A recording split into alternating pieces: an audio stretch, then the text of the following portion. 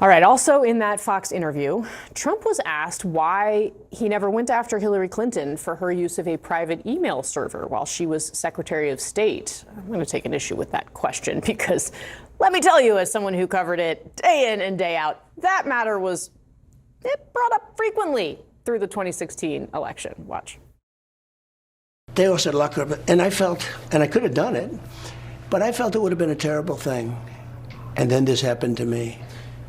And so I may feel differently about it. Hillary Clinton, I didn't say lock her up, but the people would all say lock her up, lock her up. Okay.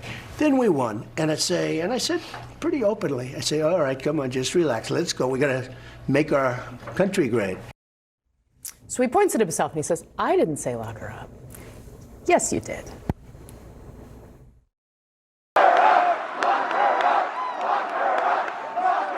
Tell you what, for what she's done, they should lock her up. It's disgraceful. Hillary Clinton has to go to jail, okay? She has to go to jail. You should lock them up. Lock up the Bidens. Lock up Hillary. Okay, then threw the Bidens in there for good measure. So he said it. He's trying not to say it. To a certain extent,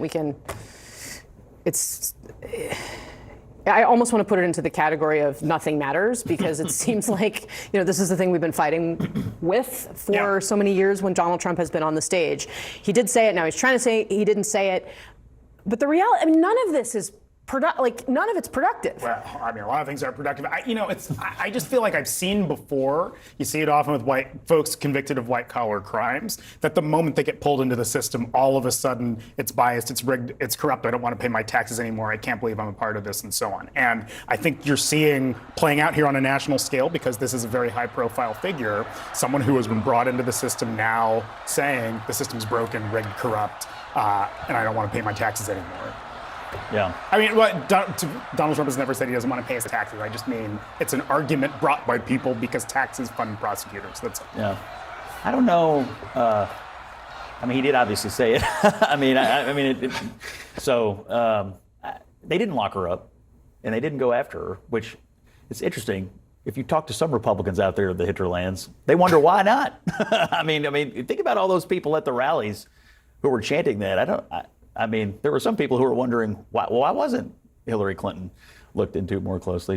But ultimately they did not. I would just say, this is one of the examples, right? Like the thing that we have seen with Trump is a slide away from the norms and general rules of how business has been conducted in our country for decades. And this was one of those things that was, different about Trump on the campaign trail. There were not other he was one of, nearly a dozen Republican candidates who ran that time. And he was the one that brought this up.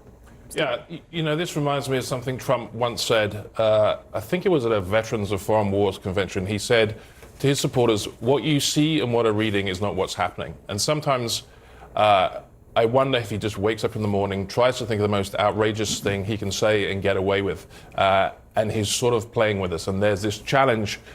This morning we've been talking about incitement to violence, and now we're talking about this, and it's Trump flooding the zone, and you have to decide which is the most important thing that you narrow down on. So, back to Maggie's point, retribution has been a driving force of Trump's life. It is a driving force of his political movement. It's not everything about his political movement. We're not talking about deplorables or anything like that, but it's undeniable that Trump has weaponized grievance, and this is another way that he does it. On who is Trump supposedly, who did he get revenge on in his first term? He said these things. I'm thinking back now, like who actually felt the brunt of it? I think that the argument and the question, and so look, actually, this is a great excuse to read some Peter Baker. I always love reading Peter Baker, who's on the front page of the New York Times, right? There were people inside the first Trump administration. There was a Congress with more members of the Republican Party who were willing to stand up to him. There were people who had been in government. There were people like John Kelly, right? There were guardrails. There were people who felt like they had a duty to the country to serve, and a lot of them came in for criticism afterward, right? Paul Ryan is one of those people, but if you had private conversations with him ahead of Trump coming in, he would acknowledge he felt a responsibility to stand with the country because he understood what was going on with Trump. So things have changed now, and this is what Baker writes about. So We are now at a point where the notion that 34 felonies is not automatically disqualifying and a convicted criminal can be a viable candidate for commander-in-chief upends 2.5 centuries of assumptions about American democracy. And Mr. Trump might be returned to office. We can all acknowledge, we can all read the polls. Honestly, he's ahead right now. Baker writes, quote, if he wins, it means he will have survived 2 impeachments, 4 criminal indictments, civil judgments for sexual abuse and business fraud, and a felony conviction. Given that, it would be hard to imagine what institutional deterrence could discourage abuses or excesses. And he goes on to note, when he was president, Trump claimed the Constitution gave him the right to do whatever I want. So while I take your point about what may have happened in a previous Trump administration, there are serious questions about a second one. When I hear you read that paragraph, it makes me wonder if there are Democrats out there who think we have nominated the one guy who might lose. Donald Trump. I mean, honestly, yes, if you talk to privately to it, Democrats, certainly they will say will hand wring about Biden. And I would say in response to the who has he gotten retribution against, even saying in America we should use the criminal justice system to blank. If it's anything other than prosecute the offenders, like the show Law and Order says, even that threat is frightening enough. And when the former president is saying, we need to use the system to go after these people who did this to us, the mere threat is sufficient. So even if Donald Trump has not yet prosecuted anyone or gone after his, okay. You mean like when President Biden threatened retribution against the border guards who got caught up in that horse hoax? Okay, wait. No, I'm asking because I agree with you. I don't think presidents and presidential candidates should do that.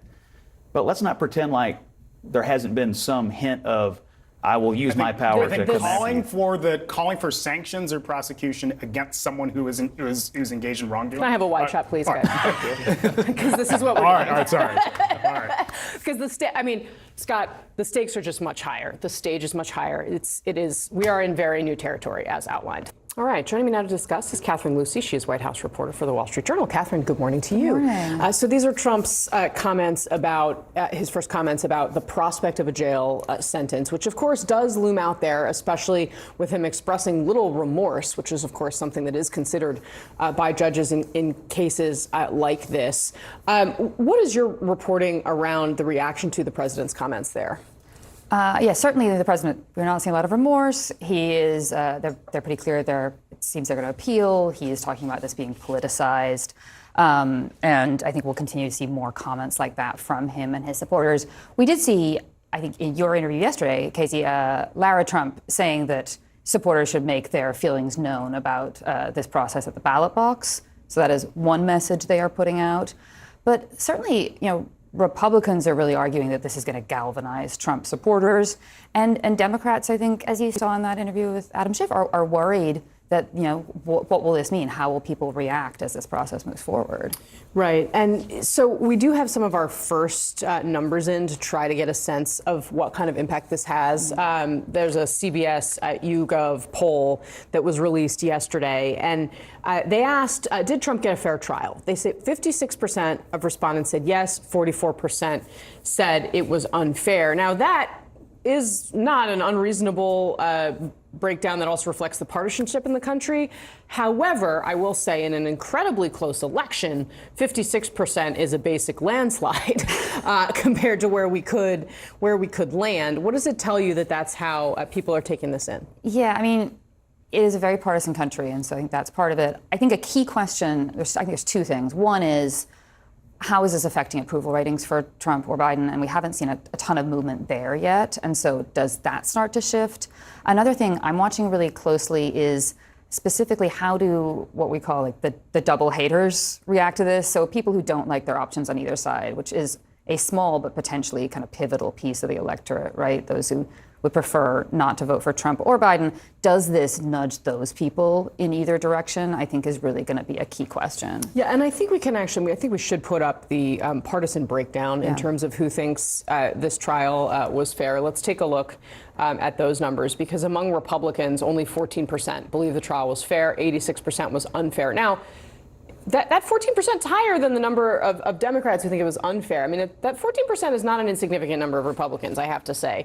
But that number of independents, I think, really tells you something, the most significant piece is that kind of distance between fair and unfair for independent voters, because at the end of the day, they are likely to decide this election in a handful of key swing states. Absolutely. So the fact that you see a majority of independents saying that, all you need is a small number of independents in Pennsylvania, Wisconsin, Michigan to decide this election. And so if that moves some of those people to Joe Biden's column, that is a really significant thing.